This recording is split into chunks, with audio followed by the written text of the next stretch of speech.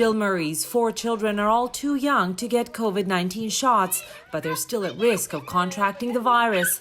That's why she wants all their teachers vaccinated. 100%. Like, it's a no-brainer. I mean, your number one job when you're working with kids is to keep them safe.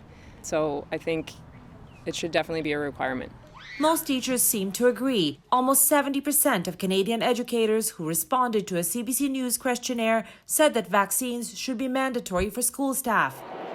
But that's not a requirement anywhere, nor is it even possible right now. In places like Ontario, teachers only became eligible for their first shots just weeks ago, and some are still waiting. By September, most teachers who want them will have had one shot or even both.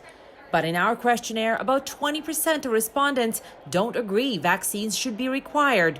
So can school boards make them mandatory? They'd have a strong case, says this employment lawyer. An employer is required to keep their workplace safe.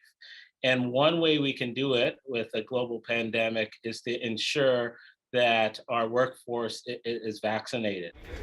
Teachers already get mandatory shots against other illnesses, but with COVID-19, governments and employers may want to proceed more cautiously, says this bioethicist. Well, I personally think that there's good ethical reasons to have vaccine requirements. We need to think about whether that might actually lead to more vaccine hesitancy amongst some folks. Teachers' unions seem in no rush to endorse a vaccine requirement. Well, it's a matter of choice. There are people who will have to check with their healthcare providers and decide what's best for them.